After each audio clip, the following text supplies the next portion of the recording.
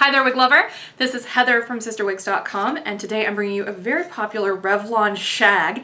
This one is called Serena, and this used to be called Sagittarius. So if you're a fan of that style, they're the same thing. The color on this is 637T, also known as Rum Raisin, and it's one of my favorite Revlon colors.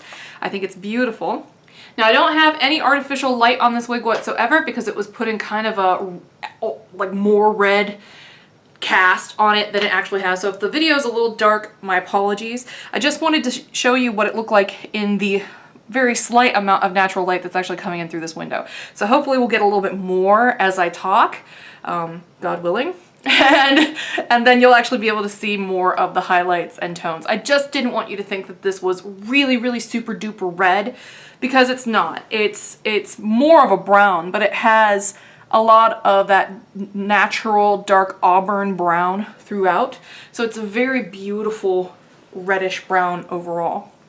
This wig has a very realistic amount of hair. As you can see, it's not all bombshell poofy right here. So if you're the kind of person that's very concerned about how much hair you have, like some people don't get this. I get it. I understand what it's like to go from having no hair to pump, like all the hair. Like I know that that's a weird foreign feeling, and that some people just never get over it. They think that that is unnatural to have that much hair, because a lot of wigs come with, you know, as I said before, anywhere from 150 to 300% more hair than you're ever going to actually see naturally growing out of somebody's head.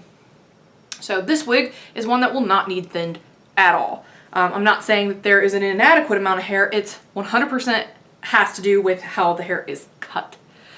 The hair is cut like a traditional long shag with these sleek layers that come in right around the lower half of the face and the neck.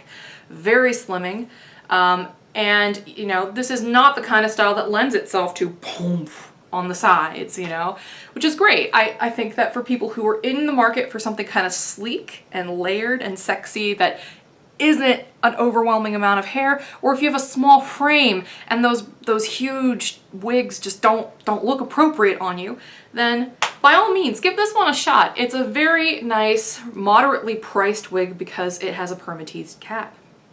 It comes in some beautiful colors, and the fiber texture on these Revlon wigs, even though they're basically made by the same company who does like the Rene of Paris wigs, this hair fiber is much finer in quality than what you'll get with the Rene of Paris lines.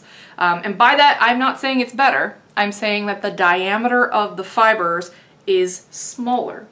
So this is much more like almost like a Northern European or Scandinavian kind of hair consistency, whereas the kind of stuff that you get from, you know, the Rene of Paris lines feels almost like the, you know, like Asian hair a little bit, you know?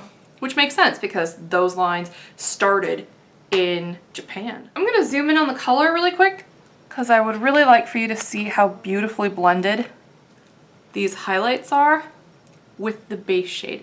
The base shade, as you can see, is this really pretty medium brown, and then on top of it is this kind of reddish medium brown, or a dark auburn, take your pick. Very, very pretty color. And even though it's not rooted, I mean, it's hard to see that permatease, so it's doing a very good job of camouflage.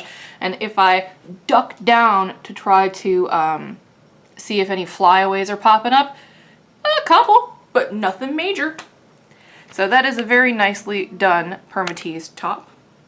So I'm gonna go ahead and turn all the way around so you can see the finer points of this wig. Definitely a shag.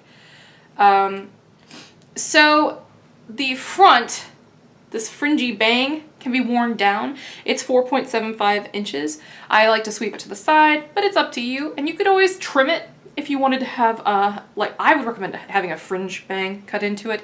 But if you want to have a stylist trim that fringe bang shorter so that it goes straight across, that's easy enough to have arranged.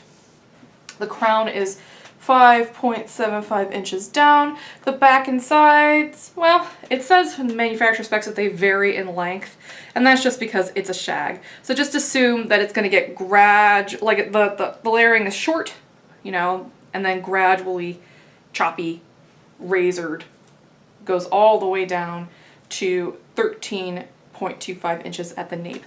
So the overall length on this wig, according to my trusty handy dandy tape measure, is approximately going to be from the crown to the bottom 17.5 inches. Now, that's an approximation, but if you want to know overall how long this one is, that'll give you a decent idea.